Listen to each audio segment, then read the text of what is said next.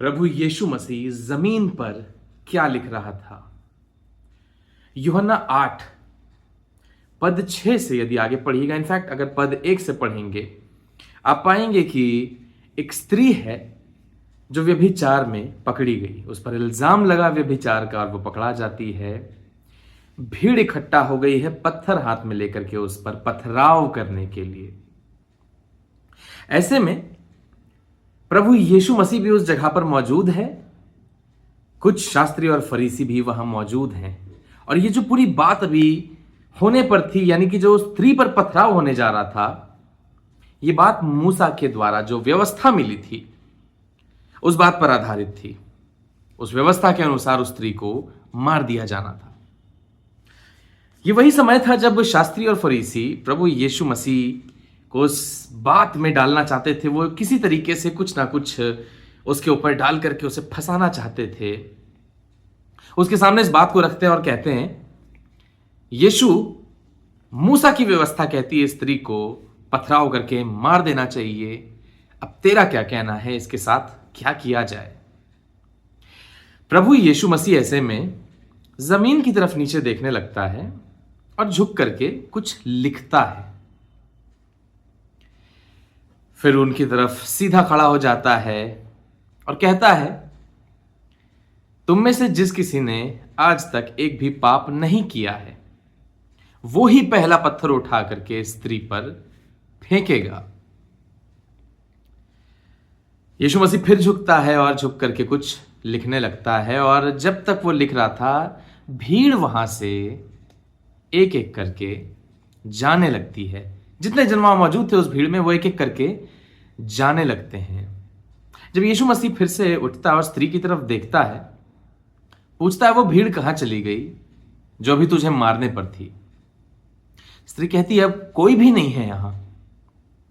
प्रभु यीशु मसीह उससे एक बात कहता है, जा और अब पाप मत करना। लेकिन एक समझने की बात है, एक बड़ी जरूरी बात मुझे यहां पर दिखाई दे रही थी, आखिर यीशु मसीह वहां क्या लिख रहा था।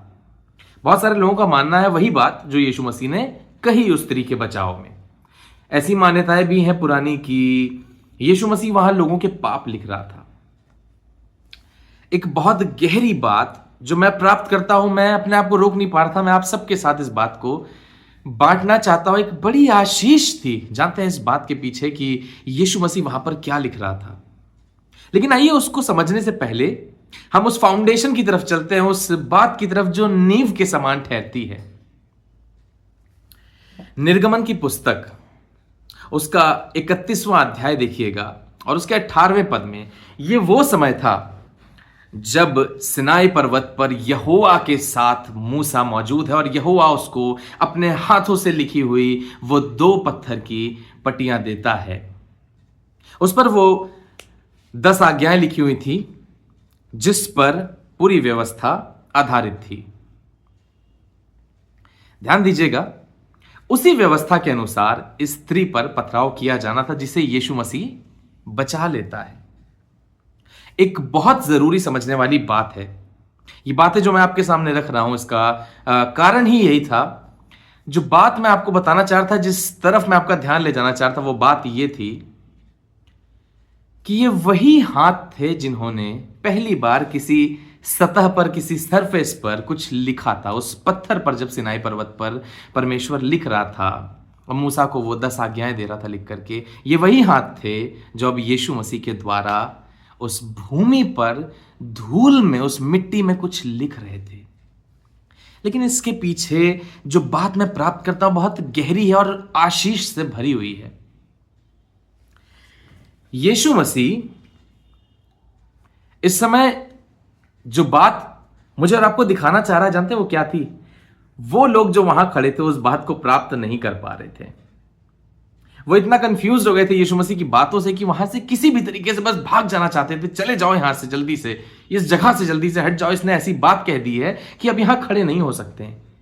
यीशु मसीह, अगर वे शायद ठहरते तो यीशु मसीह उनसे भी इस बात को साझा कर पाता, लेकिन वहां से वो चले गए।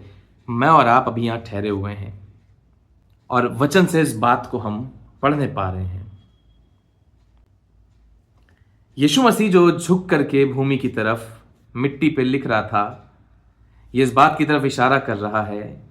यीशु मसीह दिखा रहा था और बताना मांग रहा था कि देखो ये वही हाथ हैं जिन्होंने वो व्यवस्था दी, और ये वही हाथ हैं जो आज इस भूमि पर लिख करके, इस मिट्टी पर लिख के ये बताना चाह रहे हैं कि इन्हीं हाथों ने तुम्हें, यानी कि हर मनुष्य को, मिट्टी से ही बनाया है।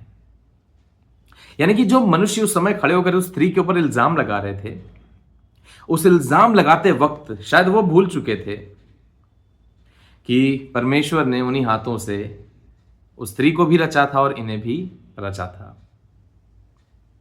प्रभु यीशु मसीह जो सिखाना मांग रहा है मुझे और आपको इस स्थान पर, वो सिर्फ एक एक्ट नहीं था उसका कि कुछ देर जरा मैं काम रह लूंगा, मैं शांत रह लूंगा जब भीड़ मुझ पर चढ़ी जा रही कि बता यीशु क्या करना है इस स्त्री के साथ। नहीं, यीशु मसीह हमें रिमाइंड करा रहा था, जब सारे लोग मिल करके उस स्त्री को, उस महिला को ऐसी नजरों से देख रहे थे, उसको लुक डाउन कर रहे थे, यानी कि उसको गिरी हुई नजरों से देख रहे थे। Jesus was also looking down. Yeshu Masih भी नीचे ही देख रहा था और रिमाइंड करा रहा था मुझको और आपको, इसी मिट्टी से तुम भी बने हो, जिस मिट्टी पर इस समय मैं लिख करके बता रहा हूं। लेकिन क्या लिख रहा था यीशु मसीह उस मिट्टी पर? ध्यान दीजिएगा, जब हमें यह बात स्मरण है कि प्रभु यीशु मसीह इस बात को बता रहा है हमें कि मैं और आप मिट्टी से ही बने हैं, तो ये हृदय जो मिट्टी से बना है, उसी हृदय पर यीशु मसीह उस समय उस बात को लिख करके बता रहा था। जानते हैं वो कौन सी बात है? वो नई वाचा जो प्रभु यीशु मसीह बांध रहा था उस समय। आइए इसको थोड़ा और बेहतर रूप से समझने की कोशिश करते हैं। देखिए व्यवस्था विवरण 18 और उसका 15 क्या कहता है। यहोवा तुम्हारा परमेश्वर तुम्हारे पास अपना नबी भेजेगा, यह नबी तुम्हारे अपने ही लोगों में से आएगा, वह मेरी तरह ही होगा, यहोवा कह रहा है। ध्यान दीजिएगा, तुम्हें इस नबी की बात माननी चाहिए। ये बातें प्रभु यीशु मसीह के आने से बहुत पुरानी बातें, ये वो भविष्यवाणियां हैं उसके लिए। जब मैंने आपसे कहा कि वो उस नई वाचा को लिख रहा था, जो वो चाहता है मेरे और आपके हृदय में वो ठहरी रहे, उसके पीछे की जो बातें हैं मेरे और आपके लिए समझना बहुत जरूरी है। आइए कुछ और बातों को भी हम देखेंगे। यिर्मयाह 31 उसका 31 और 33 किस प्रकार से इस बात को बताता है, ये देखते हैं। फिर यहोवा की यह भी वाणी है, सुन, ऐसे दिन आने वाले हैं जब मैं इज़राइल और यहूदा के घरानों से नई वाचा बांधूंगा। तो जो वाचा मैं उन दिनों के बाद इज़राइल के घराने से बांधूंगा वह यह है, मैं अपनी व्यवस्था उनके मन में समवाऊंगा और उसे उनके हृदय पर लिखूंगा, और मैं उनका परमेश्वर ठहरूंगा और वे मेरी प्रजा ठहरेंगे। यहोवा की यही वाणी है। व्यवस्था जो परमेश्वर ने दी थी वो क्या थी, किसके लिए थी? आइए उसको जल्दी से समझने की कोशिश करते हैं। वो व्यवस्था पापियों के लिए थी कि वो उनको एक दर्पण की तरह दिखाई दे। परमेश्वर उस व्यवस्था के द्वारा और प्रभु यीशु मसीह उस व्यवस्था के द्वारा मुझसे और आपसे क्या कहना चाह रहा है, ये समझना बहुत जरूरी है। रोमियो 5 हमें क्या बताता है? प्रभु यीशु मसीह व्यवस्था का अंत है। गलातियों 4 से 8 देखिए क्या कहता है।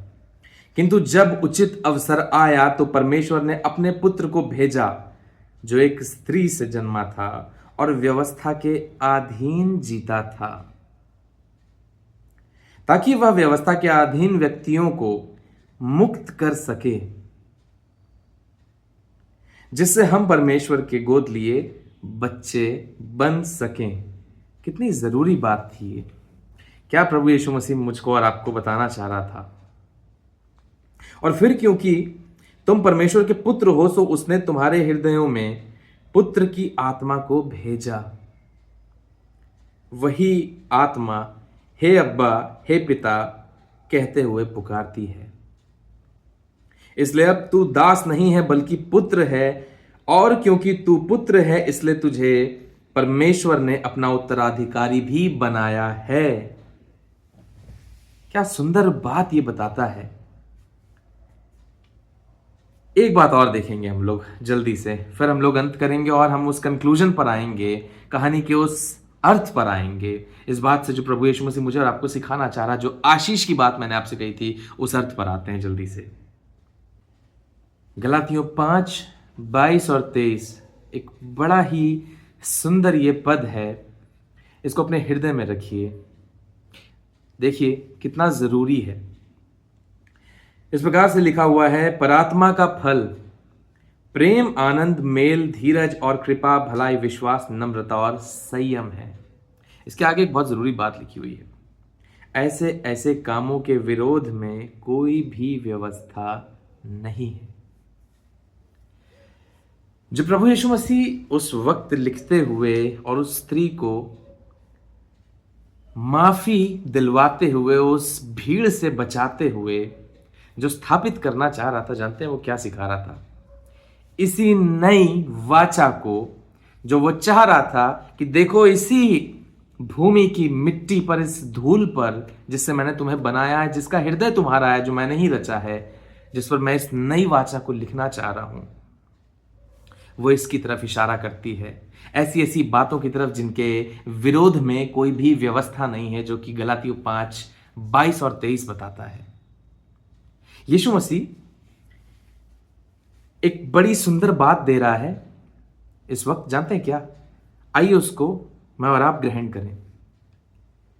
जब हम भी अपने जीवन में सबसे लोवेस्ट पॉइंट पर होंगे, जब हम पर इल्जाम लगाया जा रहा होगा, भूलिएगा मत, प्रभु यीशु मसीह उस वक्त भी अपने उन्हीं हाथों से मेरे और आपके लिए भी एक कहानी लिख रहा है।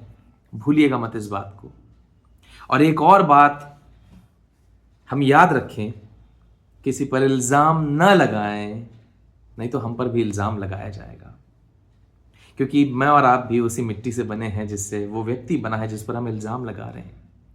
शायद यही कारण था यीशु मसीह बार बार हमें एक ही बात सिखा रहा था, एक ही डायरेक्शन में ले जा रहा था, उस दिशा में ले जा रहा था, बार बार प्रेम करो।